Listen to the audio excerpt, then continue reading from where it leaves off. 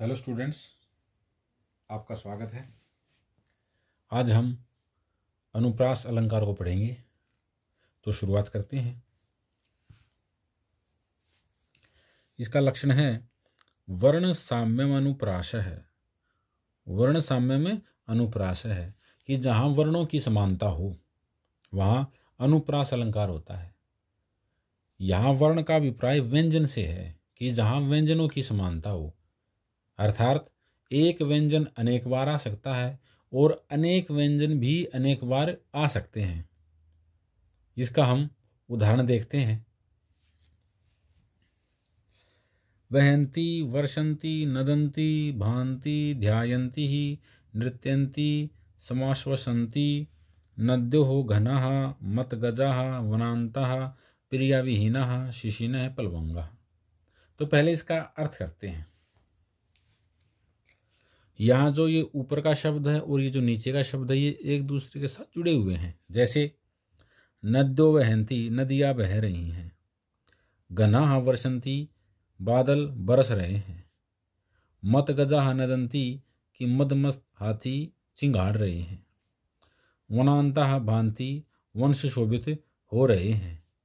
प्रिया विहीना ध्यायन्ति, और प्रिया से विहीन व्यक्ति ध्यान लगा रहे हैं।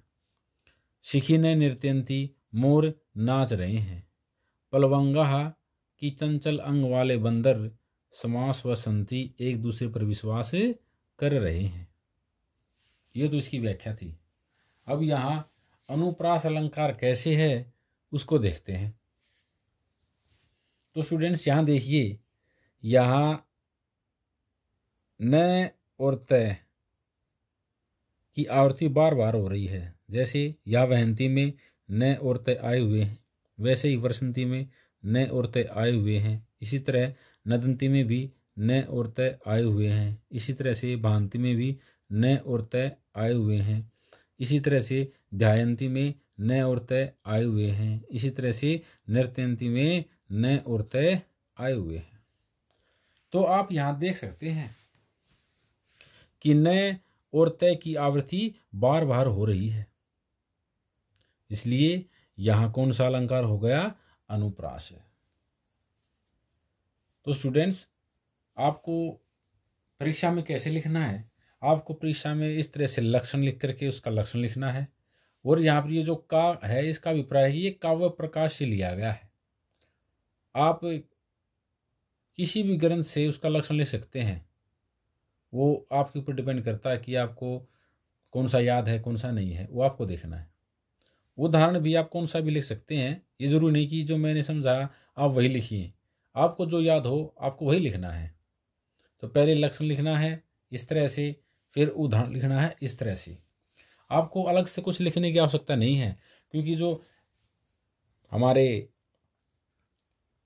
टीचर्स होते हैं जो मार्किंग करेंगे वे आपका लक्षण और उदाहरण देखेंगे, उससे भावार्थ समझ जाएंगे वे कि भाई बच्चे को ये लक्षण और उदाहरण लिखा हुआ है, तो उसको सारी नॉलेज है इस चीज़ की।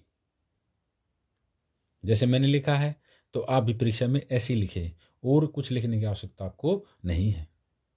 तो स्टूडेंट्स, अगर आपको हमारा वीडियो पसंद आया हो तो हमारे चैनल को सब्सक्राइब जरूर करें और बेल आइकन को प्रेस कर लें, ताकि जब भी हम कोई नया वीडियो डालें तो आपको उसका नोटिफिकेशन मिल जाए।